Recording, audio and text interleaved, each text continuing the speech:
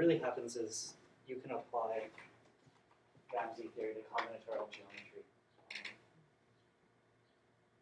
and some other areas of discrete mathematics and physical stuff. And of course, they have a pretty special place in certain areas of logic as well.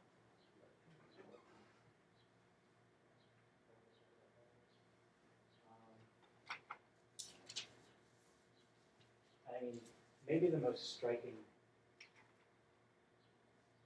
in terms of the study of stable sets in general, like probably the most striking non-graph theory theorem to come out of graph theory, as far as I'm concerned, is what's called Cismerdi's theorem. And the way it's, or the way it comes out of graph theory is sort of technical, but the idea is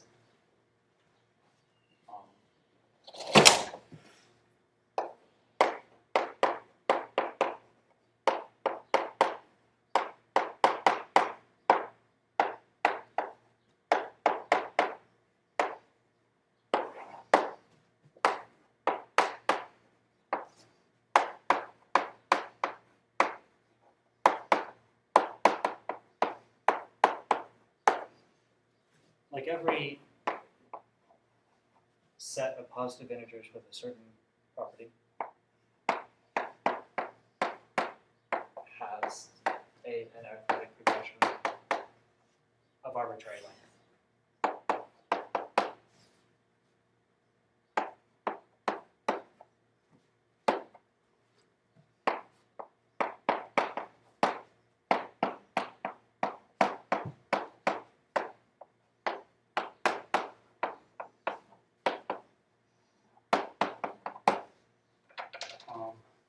And obviously it's not obvious. And what it, sorry, like I don't know if it's really worth explaining, but what asymptotically dense means is that, like, just take x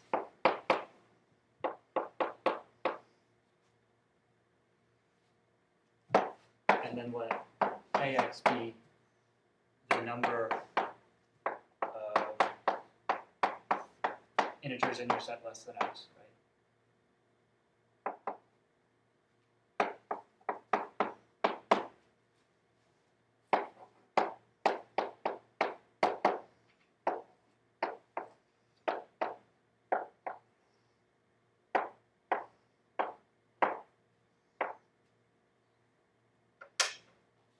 But, I mean, there's no real way to define density for positive integers in the normal sense, so just, yeah. So for a sufficiently dense set of positive integers, you can find an arithmetic progression in that set of arbitrary length.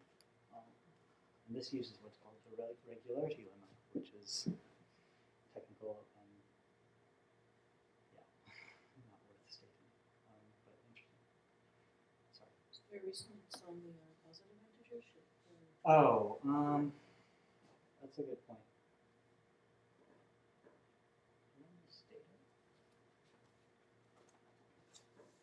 I'm pretty sure. Because I mean, I'm sure there's no, but I think it's a good question just because. That's supposed to be is you don't need negative integers, right? If you know there's one in the positive integers, Yeah. you can get one in the negative integers too. yeah. It'd be a slightly weaker statement if it just works with integers. On the other hand, it might have an easier proof. I don't know. Seems like there's not a call for negative integers in a lot of graph theory. Just dealing with That things that tend is to be there. Yeah, like I actually don't know if, that's a good point, I don't know if the application of the regularity lemma would generalize to the negative case.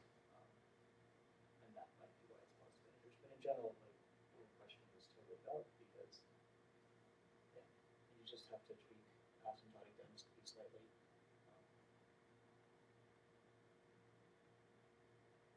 But, yeah, additive number theorists really only care about positive integers. Yeah. So, sets and definitions, states and theorems. I don't know if it's particularly interesting.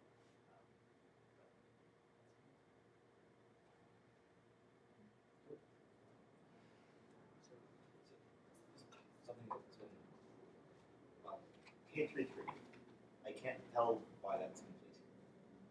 Oh, well, it's not. Okay, It's yeah. not complete in Okay. your normal sense. It's bipartite complete. So Okay. like everything not in like so a vertex in one part of the partition is connected is adjacent to every vertex in the other part. Because I mean, Okay. if it's complete in the normal sense, then it's not bipartite. Where is that used? Bipartite. Oh, I didn't really use it in any of my stuff, of course, but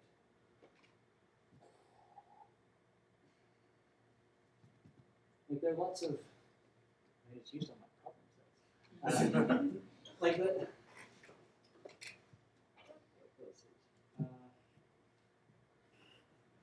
I mean, really, when you use properties like that, it's sort of for classification theorems. So, like all k-partite graphs, you can generalize it instead of two partitions, you have more. But for all k-partite graphs, some property holds.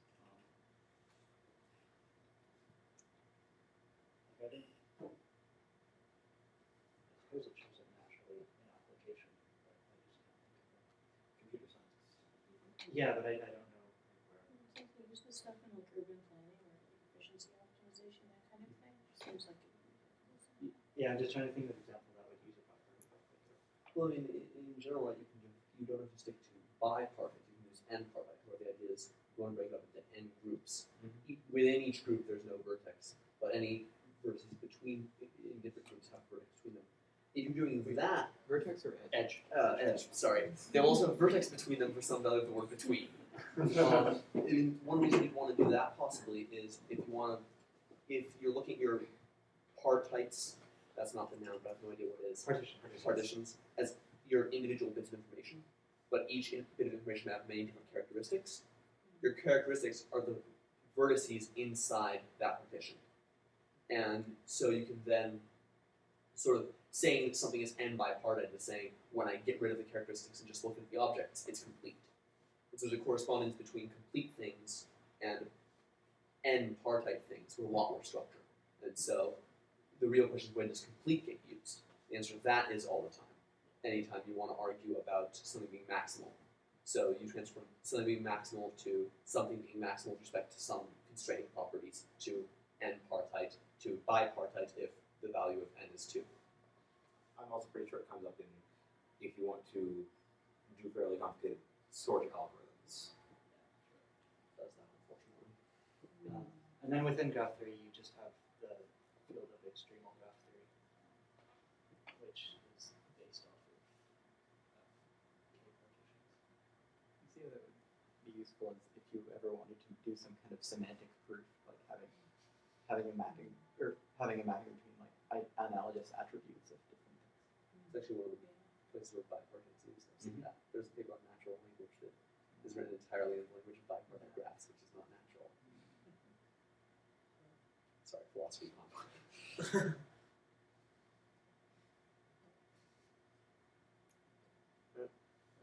So